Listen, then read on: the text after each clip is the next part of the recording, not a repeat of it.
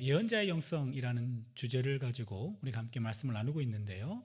그 안에 예레미야의 영성 세 가지를 여러분과 함께 나누려고 합니다. 지난 저녁에는 우리가 공감의 영성을 나누었고요. 오늘은 고독의 영성입니다.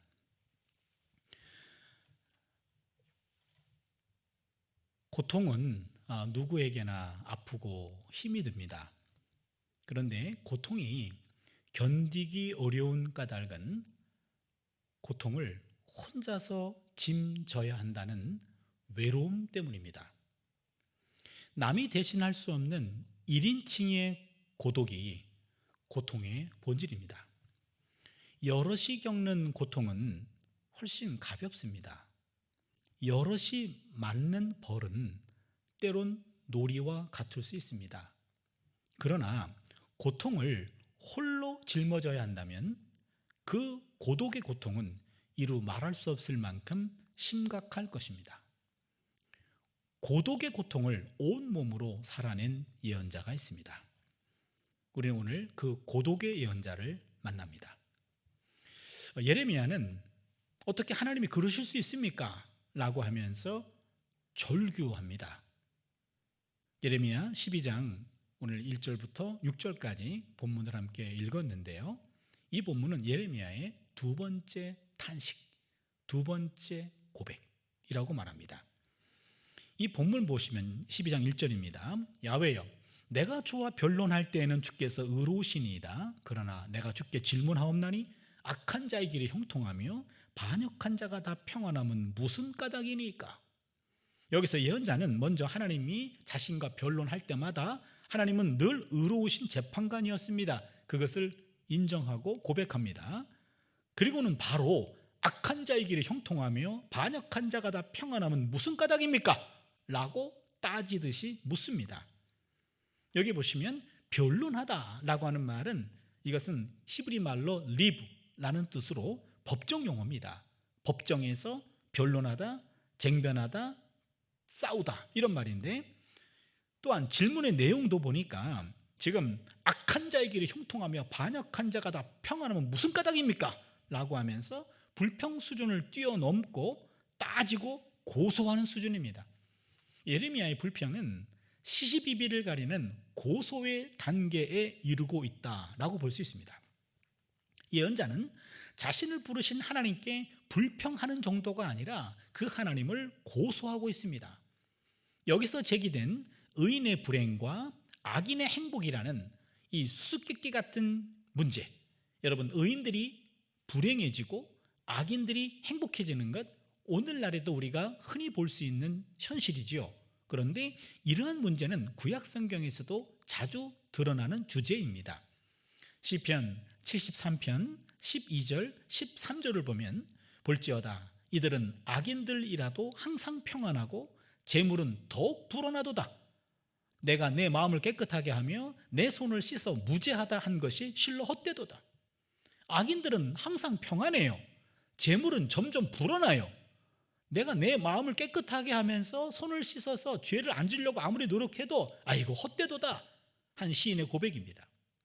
그런데 의인의 불행과 악인의 행복이라는 이 주제는 구약 성경에서 예언자로서는 예레미야가 처음으로 문제를 제기합니다. 어떻게 악한 자가 형통하고 그리고 오히려 반역한 자가 평안한 것, 이게 뭡니까? 하나님께 예레미야는 따지고 있습니다. 오늘 2절을 보시면 주께서 그들을 심으심으로 그들이 뿌리가 박히고 장성하여 열매를 맺었거늘 그들의 입은 주께 가까우나 그들의 마음은 머니이다. 여기 보니까 하나님이 악한 사람들을 심었어요. 그들이 뿌리가 박히게 했습니다. 장성하게 했습니다. 열매를 맺게 해주셨습니다. 이건 여러분 뭐가 생각납니까? 나무가 생각나지 않습니까? 심다, 뿌리가 박히다, 장성하다, 열매를 맺다. 구약 성경에서 나무는 의인을 상징합니다. 야훼와 하나님의 율법을 신뢰하는 자들을 가리킬 때 곧잘 나무 이미지를 가지고 표현합니다. 예레미야 17장 7절과 8절을 보면 무릇 야훼를 의지하며 야훼를 의뢰하는 그 사람은 복을 받을 것이라. 그는 물가에 심어진 나무가 그 뿌리를 강변에 뻗치고 더위가 올지라도 두려워하지 아니하며 그 잎이 청정하며 가무는 해에도 걱정이 없고 결실이 그치지 아니함 같으리다. 본문을 보니까 야훼를 의지하며 야훼를 의뢰하는 그 사람은 복을 받을 것이라. 그는 물가에 심어진 나무가 그 뿌리를 강변에 뻗치고 더위가 올지라도 두려워하지 아니하며 라고 말합니다. 시편 92편 12절로 13절에도 기록됩니다. 의인은 종려나무같이 번성하며 레바논의 백향목같이 성장하리로다. 이는 야훼의 집에 심겼습니다. 우리 하나님의 뜰 안에서 번성하리로다. 의인은 종려나무같이 번성한다. 레바논의 백향목같이 성장한다. 바로 나무예요. 그렇다면 여기서 그들은 하나님을 진심으로 믿는 자들이 아니에요. 악한 사람들입니다. 그런데 그들을 하나님이 나무 취급해 주셨어요. 의인 취급해 주셨습니다. 그들은 입으로는 늘 하나님을 내세우지만 그들의 마음은, 그들의 중심은 하나님을 멀리하고 있습니다. 그게 예레미야 12장 2절 하반절에 기록되고 있죠. 그들의 입은 주께 가까우나 그들의 마음은 머니이다. 인간인 예레미야가 보아도 그들은 경건한 채 하는 것이지 본심은 그렇지 않다는 거예요. 입술만 경건한 겁니다. 그런데 인간의 중심을 꿰뚫어 보시는 하나님이 그들의 경건 가면으로 가려진 본 모습을 모르실 리가 없지 않습니까? 인간은 내가 봐도 그들의 중심이 보이는데, 아니 하나님은 인간의 중심을 보신다면서요. 너 어떻게 그걸 못 보신 겁니까? 못 본 채 한 겁니까? 하나님 뭐 하시는 겁니까? 라고 지금 하나님을 고소하고 있어요. 3절에 보면은요, 예레미야의 무죄 선언이 나옵니다. 3절 보세요. 야훼여, 주께서 나를 아시고 나를 보시며 내 마음이 주를 향하여 어떠함을 감찰하시오니 양을 잡으려고 끌어냄과 같이 그들을 끌어내시되 죽일 날을 위하여 그들을 구별하옵소서. 여기 보니까 예레미야가 보기에는 처벌받아 마땅한 악한 사람들은 처벌받지 않고 오히려 고난받는 쪽은 하나님에 의해서 부름받았고 또한 하나님의 충실한 종이었던 예레미야 자신이었어요. 하나님 나를 아시고 나를 보시죠. 내 마음이 하나님을 향한 것 하나님 알고 계시죠. 그렇다면 적어도 나를 해코지하고 나를 죽이려고 하는 저 악한 사람들의 그 무지막지한 그런 행동을 하나님 막아주시고 그들을 심판해야 되는 것 아닙니까? 라고 지금 예레미야가 하나님께 따지고 있습니다. 예레미야는 고향 사람들에게도 생명의 위협을 느끼고 있었습니다. 예레미야 11장 21절을 보시면 야훼께서 아나돗 사람들에게 대하여 이와 같이 말씀하시되 그들이 내 생명을 빼앗으려고 찾아 이르기를 너는 야훼의 이름으로 예언하지 말라. 두렵건대 우리 손에 죽을까 하노라 하도다. 여기 보니까 아나돗 사람들이라고 하는 것은 예레미야의 고향입니다. 그러니까 예레미야의 고향 사람들도 예레미야에 대해서 부끄럽게 여겼고 예레미야를 죽이려고 했어요. 예레미야는 악인을 처벌해달라는 간구로 그의 기도를 마감합니다. 양을 잡으려고 끌어냄과 같이 그들을 끌어내시되 죽일 날을 위하여 그들을 구별하옵소서. 지금 무서운 기도가 나왔죠. 이런 일종의 저주 기도가 나와 있는데요. 지금 예레미야의 상황에서는 이런 저주 기도가 나올 수밖에 없는 상황이었습니다. 그리고 4절을 보십시오. 언제까지 이 땅이 슬퍼하며 온 지방의 채소가 마르리까? 짐승과 새들도 멸절하게 되었사오니 이는 이 땅 주민이 악하여 스스로 말하기를 그가 우리의 나중 일을 보지 못하리라 함이니이다. 여기 보니까 이 악한 사람들의 악행 때문에 땅이 슬퍼합니다. 온 지방의 채소가 말라버렸습니다. 짐승과 새들도 멸절하게 되었습니다. 무슨 말입니까? 악한 사람들의 악한 행실은 인간의 공동생활을 해칠 뿐만 아니라 자연 질서까지도 해치고 있다는 말씀입니다. 지금까지 언급된 악인의 정체가 4절 하반절에서 드러납니다. 바로 이 땅 거민이에요. 유다 백성들입니다. 동족들이에요. 그들은 그가 우리의 나중 일을 보지 못하리로다 하면서 은밀히 말하면서 죄의식은커녕 오히려 악행을 즐기고 있습니다. 어떤 상황입니까? 유다 백성이라고 하면은 야훼 백성입니다. 하나님을 아는 사람들입니다. 그런데 하나님을 아는 사람들이 하나님의 사람인 예레미야를 해코지하고 제거하려고 그러고 죽이려고 하는 거예요. 그런데 그 악행을 행했을 때 여러분 처음부터 악행을 담대하게 하지는 않았을 것 같습니다. 뭔가 악한 일을 꾀하고 그리고 그 일을 실행에 옮겼어요. 그러고 나면 하나님의 심판이 무서워서 아마도 기다렸던 것 같아요. 하나님 지금 어떻게 하실지. 그런데 아무런 일이 일어나지 않아요. 그 지점을 전도서 8장 11절이 기록해 줍니다. 악한 일의 징벌이 속히 실행되지 않으므로 인생들이 악을 행하기에 마음이 담대하도다. 악한 일이 생길 때마다 하나님이 즉각적으로 징벌하셨다면 악한 행위들이 멈춰졌을 텐데 그렇지 않기 때문에 인생들이 악을 행하기에 마음이 담대하도다.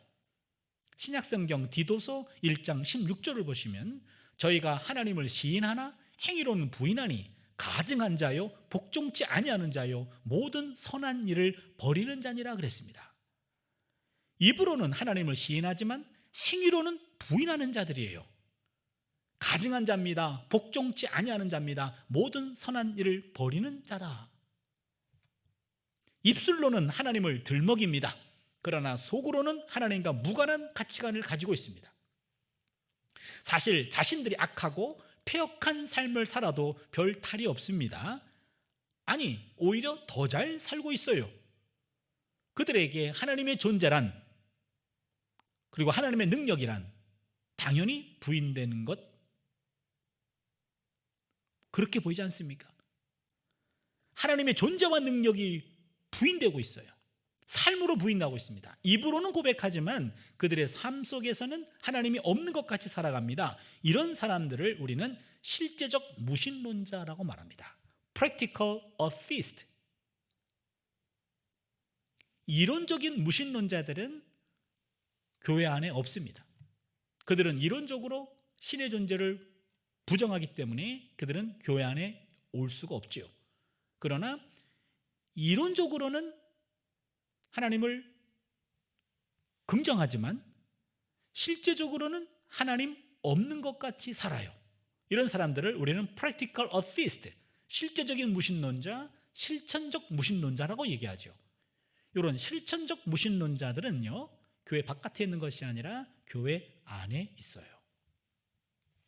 내 안에도 때로는 하나님이 없는 그런 생각과 그런 가치와 그런 판단과 그런 행동을 할 때 그 순간만큼은 실제적으로는 무신론자적 삶을 살고 있는 겁니다. 시편 4절을 보면은요, 악인은 그의 교만한 얼굴로 말하기를 야훼께서 이를 감찰하지 아니하신다 하며 그의 모든 사상에 하나님이 없다 하느니라.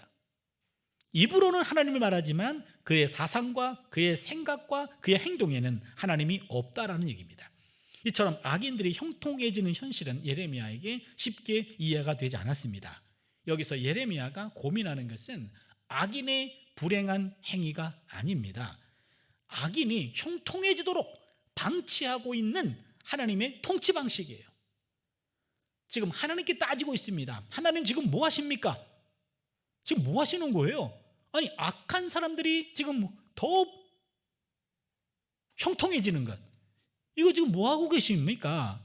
하나님, 이게 의로운 행동으로 보이십니까? 라고 하나님께 따지고 있습니다. 이런 예레미야의 절규에 하나님은 동문서답으로 답을 하십니다. 그게 5절에 있는 말씀입니다. 만일 내가 보행자와 함께 달려도 피곤하면 어찌 능히 말과 경주하겠느냐? 내가 평안한 땅에서는 무사하려니와 요단 강물이 넘칠 때에는 어찌하겠느냐? 이게 하나님의 첫 번째 응답인데요, 첫 번째 응답은요, 예레미야의 마음을 공감해 주는 것이 아니라 오히려 예레미야를 책망하고 있습니다. 여기서 강물이 넘칠 때라는 말, 이 말은 히브리어로 보면은요, 숲속으로라는 말로도 옮겨집니다. 그렇다면은 요단 강가의 숲을 지날 때예요. 여러분, 내가 평안한 땅에서는 무사하려니와 요단 강물이 넘칠 때, 요단 숲을 지날 때, 이 말입니다. 요단 강가 숲에는 예레미야 시절에 사자들이 숨어 있었습니다. 예레미야 49장 19절을 보면 보라, 사자가 요단 강의 깊은 숲에서 나타나듯이. 제가 예루살렘 성지를 학생들과 여러 차례 갔다 왔는데요, 요즘에 요단강은 물이 많이 줄어들었고 그리고 숲이 그렇게 우거져 있지 않아요. 거기에 사자가 살지 않아요. 그러나 예레미야 시대 때는, 지금으로부터 한 2600년 전에는 아마 요단강 숲이 우거졌고 거기에 사자들이 들끓었던 모양입니다. 악한 자들을 처벌할 것이라는 그 예레미야 11장 21절에서 23절에 이런 통상적인 대답이 아니었고, 이 대답은 참으로 이례적입니다. 지금 예레미야를 당혹스럽게 할 뿐만 아니라 오늘의 우리도 당혹스럽게 합니다. 예레미야는 지금 너무 힘든 거예요. 하나님, 이게 뭡니까? 라고 얘기했으면 너 많이 힘들지? 예, 힘듭니다. 나도 네 마음 안다. 이 정도만 얘기해도 예레미야의 마음이 풀렸을지 모르겠습니다. 그런데 하나님의 대답은 뜻밖이었어요. 오히려 야단치고 있어요. 예레미야의 진지한 질문은 하나님의 동문서답에 의해서 완전히 무시당하고 있는 것 같습니다. 경고조의 책망이에요. 예레미야는 지금 현재 상황이 달리는 말도 아니고 걸어다니는 보병과 경주하고 있다는 겁니다. 그리고 사자가 득실거리는 요단 숲풀도 아니고 평화스러운 땅에 놓여 있다는 거예요. 지금 예레미야가 많이 힘들고 지쳐 있습니다. 그런데 하나님 말씀하시는 것은, 야, 너 지금 보행자와 함께 달리고 있는데 너 어찌 능히 말과 경주하겠느냐? 너는 지금 그나마 지금 평안한 땅에 있어. 넌 앞으로 요단 숲을 지나가야 돼. 넌 지금 네가 뭘 했다고 지쳤니? 그런 얘기예요. 여러분, 마치 복싱 선수가 12라운드를 뛰기 위해서 링 위에 올라가서 12라운드를 다 뛰었어요. 그리고 지쳐가지고 나는 더 이상 못 뛰겠습니다, 이렇게 얘기하는데, 하나님은 그 선수에게 너 아직 링 위에 올라가지도 않았는데 벌써 지쳤니? 이런 얘기예요. 본 게임도 아니고, 아니 몸을 푸는 연습 단계에서 벌써 지쳤니? 네가 한 게 뭐가 있다고? 예레미야는 하나님의 종으로 앞으로 감수해야 할 고통에 비하면 지금의 고통은 아무것도 아니라는 거예요. 하나님은 이 땅에서 하시는 처사가 옳은 겁니까? 그런 겁니까? 라고 예레미야가 따졌어요. 옳고 그름의 문제를 가지고 왔는데, 하나님은 옳고 그름의 문제가 아니라 방향을 완전히 바꾸어서 복종의 문제로 이슈를 바꿔버렸습니다. 하나님의 대답은, 네가 옳고 그름을 알아? 더 철저히 복종해, 이 얘기입니다. 더 복종해. 하나님의 말씀은 여기에서 그냥 멈춥니다. 야속할 정도예요. 인간적인 이해를 구하지 않았습니다. 그냥 더 복종해, 이렇게 얘기하셨어요. 복종 이후에 어떤 유익이 올 건지 언급이 없습니다. 한마디도 없습니다. 아마도 예레미야는 이 하나님의 뜻밖의 질책에 압도당하였던 것 같아요. 마치 욥이 폭풍 가운데서 말씀하시는 하나님 앞에서 압도돼서 욥이 하나님 앞에 침묵하였듯이, 이때 이 하나님의 대답에 대해서 예레미야가 어떻게 반문했는지 더 이상 언급되지는 않습니다. 아마도 예레미야의 이후의 생애를 볼 때 예레미야는 이 하나님의 경고, 하나님의 책망에 복종했고 그 어려운 예언자의 길을 계속 걸어간 것으로 볼 수 있습니다. 예레미야가 만난 하나님은 이해할 수 없었지만 그렇다고 벗어나거나 외면할 수도 없는 하나님이었어요. 저는 이 지점에서 예레미야에게 경의를 표합니다. 이해할 수 없는 그 하나님 앞에서 이해를 구했는데, 그러나 이해시키기보다는 오히려 책망하면서 보다 철저히 복종해야 돼 라고 야단치는 그 하나님 앞에 예레미야는 저 같으면 아마도 하나님, 이참에 우리 그냥 각자 길을 헤어집시다 라고 말할 것 같아요. 이해할 수 없는 하나님, 어떻게 그분과 내가 남은 삶을 같이 살아야 되는가?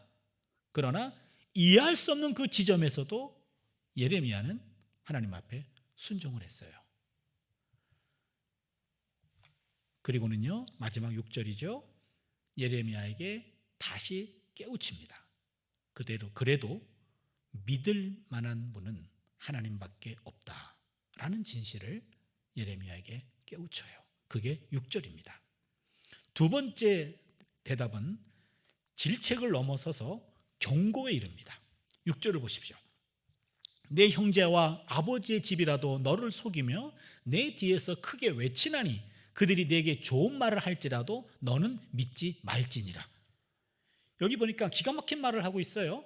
형제와 아버지의 집이라도 너를 속이며 내 뒤에서 크게 외치나니 그들이 내게 좋은 말을 할지라도 너는 믿지 말라. 아무도 믿지 말라고 얘기합니다. 여기 형제와 아버지 집이라고만 얘기하고 아내와 아들이라는 그 아내와 아들이 빠져 있습니다. 아내와 아들이 빠진 이유는 예레미야는 결혼을 못했습니다. 결혼을 안 한 것이 아니라 결혼을 못했습니다. 예레미야 16장에 보시면요, 하나님이 예레미야에게 너는 결혼하지 말지니라, 자녀도 갖지 말지니라 라고 하면서 강압적으로 독신의 삶을 살도록 했어요. 히브리어에는 독신이라는 용어조차 없습니다. 사람이 태어났으면 때가 되면 하나님이 짝져 주신 짝을 만나 가정을 이루는 이것이 창조 질서고 자연스러운 겁니다. 그런데 예레미야는 그것이 거절당했어요. 왜냐하면 예레미야가 활동했던 시절은 유다 왕국 멸망기였습니다. 구약에 나와 있는 모든 예언자들 가운데 국가 멸망을 앞두고 국가가 멸망할 것입니다 라는 것을 예언하고 그도 국가 멸망의 피해자가 되어서 포로로 끌려가다가 풀려난 사람은 예레미야밖에 없습니다. 예레미야는 불행했던 시절에 활동했던 예언자였기 때문에 그 시절에는 곧 나라가 패망하는 상황에서 결혼하는 것도 자녀를 갖는 것도 어찌 보면은 넌센스였습니다. 그래서 하나님은 예레미야에게 앞으로 유다 백성이 당할 일을 네 몸으로 보여주라 하면서 결혼을 하지 못했고 자녀도 갖지 못했습니다. 그러게 있는 거라고는 형제와 부모밖에 없는데 형제와 부모도 믿지 말라라고 얘기를 하고 있어요. 예레미야의 고통은 외적인 요인인 타인과의 갈등과 그리고 위험한 주변 환경뿐만이 아니라 내부적으로도 가족 내에서도 지속이 됩니다. 가족은 밖에서 받은 온갖 스트레스와 수모를 포근하게 이해해주고 감싸 안아주고 풀어주는 안식처입니다. 여러분, 가족은 소중합니다. 가족은 희망의 원천이고 힘의 원천입니다. 명태한 사람들이, 좌절을 경험한 사람들도 가족이 있다는 이유 하나만으로도 재기하는 경우가 수없이 많습니다. 가족은 그토록 소중한 것입니다. 그런데 예레미야는 이제 가족들도 신뢰할 수 없는 지경에 이르게 됐어요. 하나님은 예레미야에게 가족도 믿지 말라라고 준엄하게 경고하십니다. 사실 예레미야는 모든 사람들의 저주거리가 되어야만 했습니다. 예레미야 15장 10절을 보면 내게 재앙이로다 나의 어머니여, 어머니께서 나를 온 세계에 다투는 자와 싸우는 자를 만날 자로 나오셨도다. 내가 꾸어주지도 아니하였고 사람이 내게 꾸이지도 아니하였건만은 다 나를 저주하는도다. 예레미야는 태어나자마자 마치 어머니께서 나를 온 세계에 다투는 자와 싸우는 자를 만날 자로 낳은 것 같이 내가 모든 사람들과 다투고 모든 사람들의 저주거리가 되었습니다 라고 지금 고백하고 있습니다. 예레미야가 당하는 따돌림과 저주는 여기서 끝나지 않습니다. 그는 친한 친구들마저도 예레미야를 버리고 예레미야를 공격했어요. 예레미야 20장 10절을 보시면 나는 무리의 비방과 사방이 두려워함을 들었나이다. 그들이 이르기를 고소하라, 우리도 고소하리라 하며 내 친한 벗도 다 내가 실족하기를 기다리며 그가 혹시 유혹을 받게 되면 우리가 그를 이기어 우리 원수를 갚자 하나이다. 친한 벗도, 내 친한 벗도 다 내가 실족하기를 기다린다고 말합니다. 예레미야는 온갖 고통을 철저하게 홀로 견뎌내야만 했습니다. 사회와 가족과 그리고 친구들과의 신뢰할 만한 교제가, 그들의 필요한 도움이 완전히 차단된 고독한 삶만이 예레미야에게 주어진 겁니다. 그러면은 어쩌란 말입니까? 그 누구도 신뢰할 수 없다면 누구를 믿고 살란 말인가요? 하나님의 대답은 분명합니다. 예레미야, 너가 믿어야 될 대상은 사람이 아니야. 바로 하나님, 나를 믿어라. 오직 나만을 믿어라. 이것이 오늘 예레미야 12장 6절에서 하나님이 예레미야에게 가르치고 싶었던 중요한 메시지입니다. 사실 사람은 믿음의 대상은 아닙니다. 사람은 사랑과 사귐의 대상일 뿐입니다. 시편 146편 3절과 5절을 보시면 귀인들을 의지하지 말며 도울 힘이 없는 인생도 의지하지 말지니 그의 호흡이 끊어지면 흙으로 돌아가서 그날에 그의 생각이 소멸하리로다. 야곱의 하나님을 자기의 도움으로 삼으며 야훼 자기 하나님에게 자기의 소망을 두는 자는 복이 있도다. 귀인들을, 귀족들을, 권세 있는 사람들을 의지하지 말라는 거예요. 모든 인간들은 도울 힘이 없는 존재라는 얘기입니다.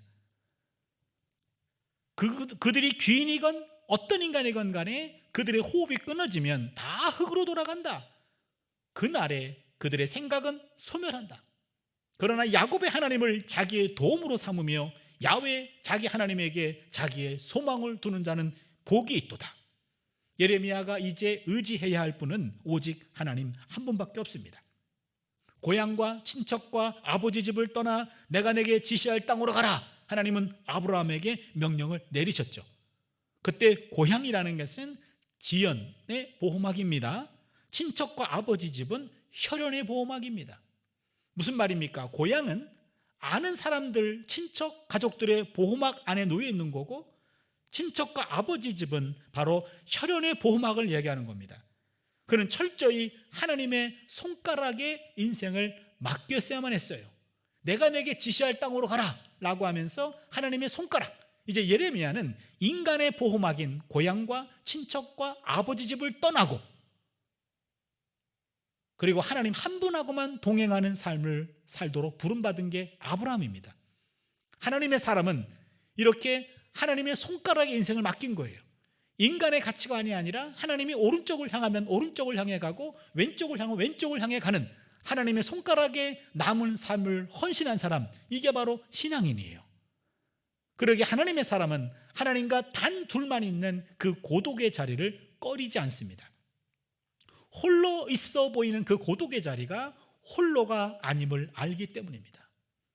인간의 보호막에서 떨어져 나와 하나님 앞에 고독하게 홀로 서 있어 본 자만이 하나님의 은혜를 제대로 맛볼 수 있습니다.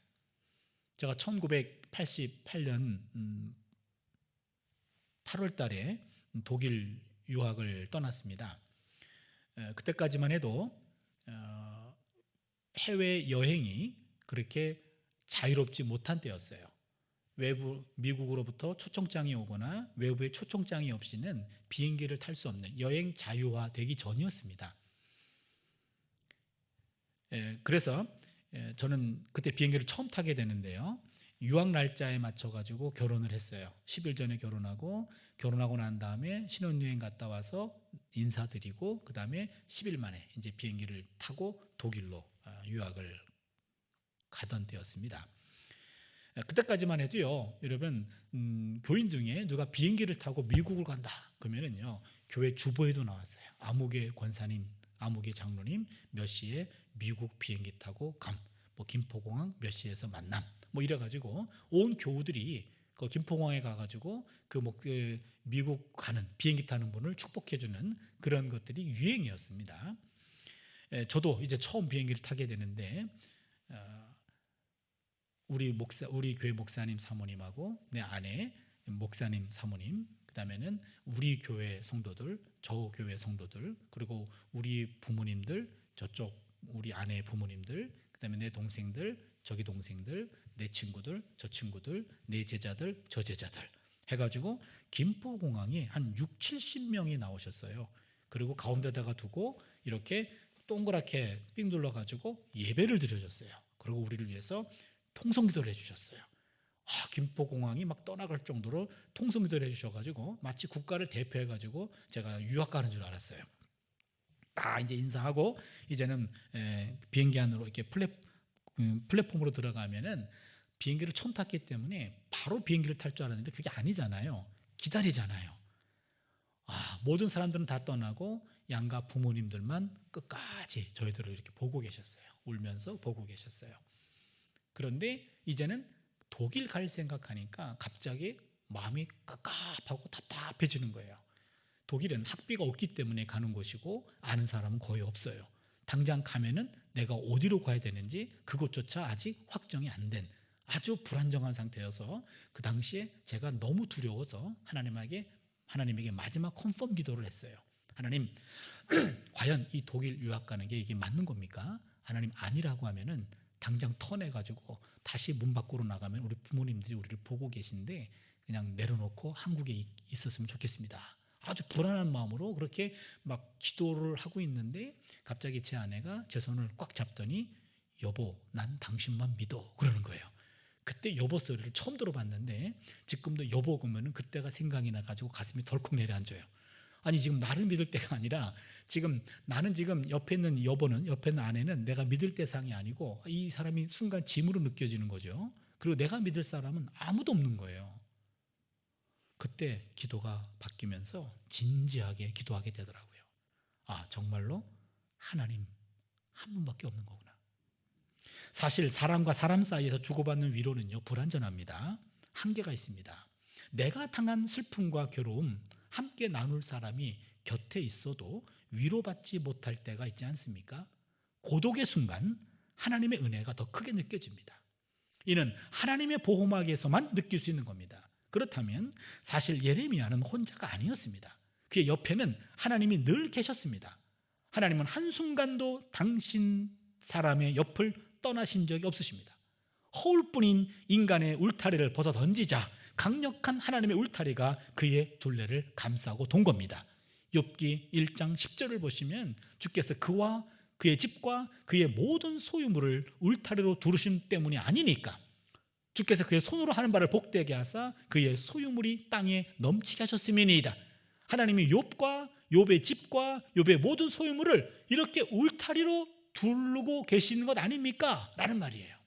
하나님은 예레미야의 절대 고독 체험을 통해서 인간이 홀로 있으면서도 절대적인 하나님이 그와 함께 하심을 느끼는 고독의 영성을 가르친 겁니다.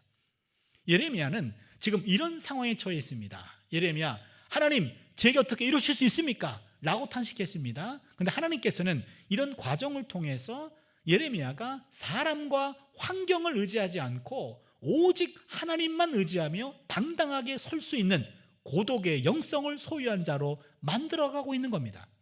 예레미야를 완전히 고독의 자리로 밀어 넣으면서 그에게 단 한순간도 떠나지 않으셨던 하나님, 고독의 순간 그분의 존재가 드디어 드러나는 겁니다. 모든 사람이 다 떠나고 모든 것이 다 꺾여서 철저히 홀로 된 상태, 이것이 바로 고독의 상황입니다. 하지만 우리가 주목해야 할 점은 우리가 이 고독의 상황에 놓여 있을 때 결코 혼자가 아니라는 사실입니다.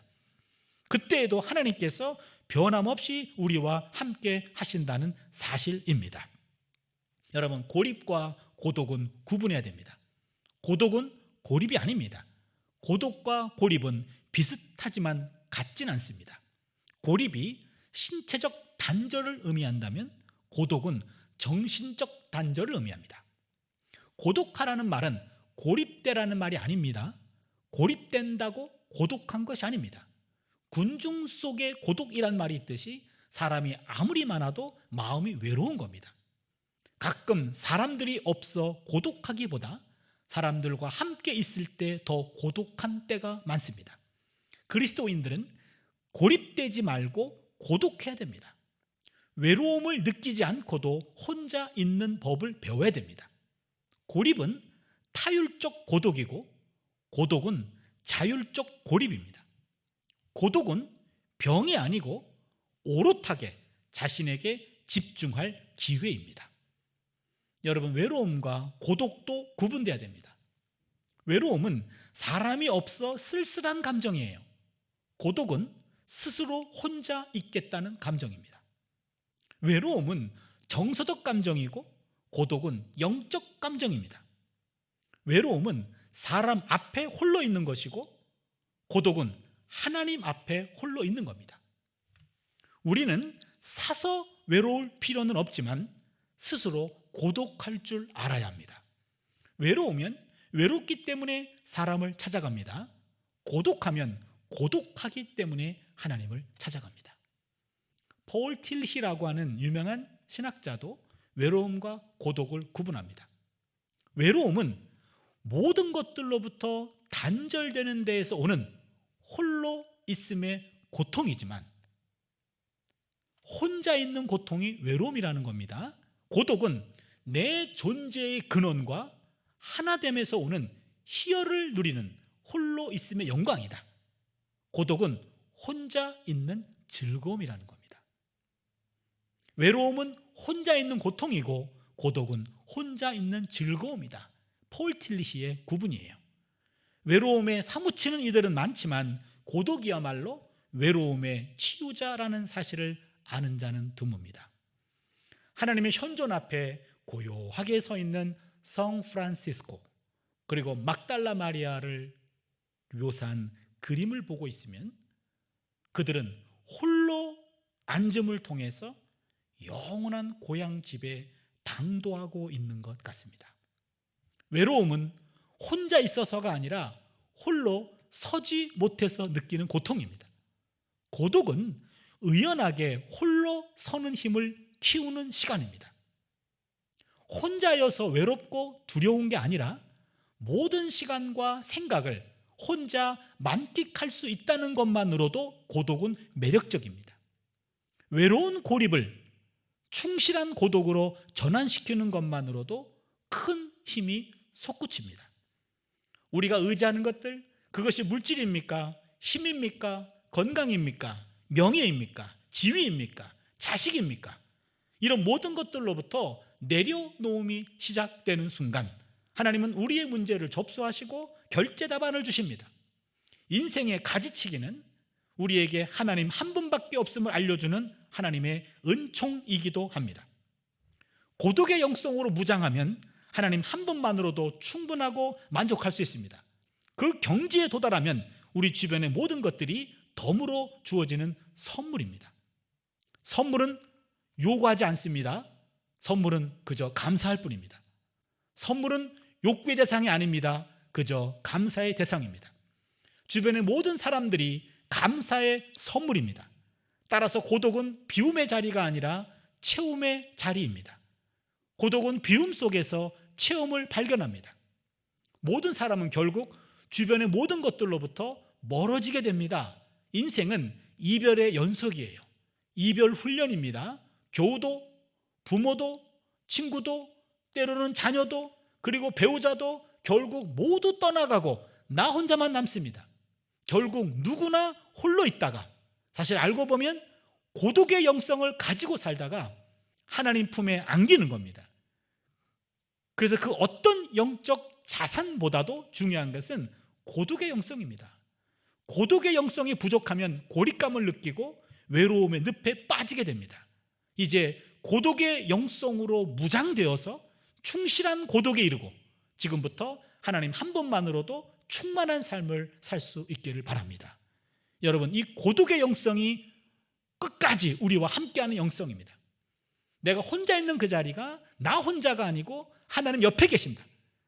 여러분, 이 고독의 영성을 경험하는 그 순간에 우리 내면은 갑자기 어른이 되고 성숙해집니다.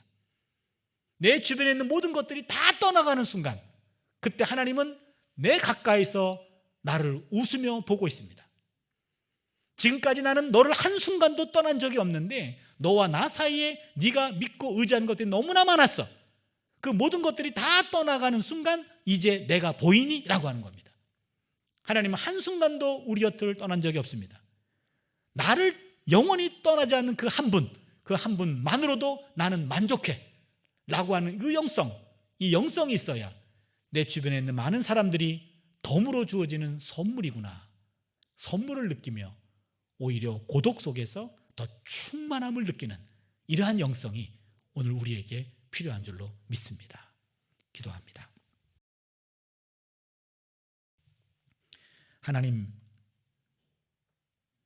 하나님과 나 사이에 내가 믿고 의지하고 교제하는 대상이 너무나 많아서 그것들로 인하여 하나님 없이 하나님이 보이지 않을 때가 많았습니다.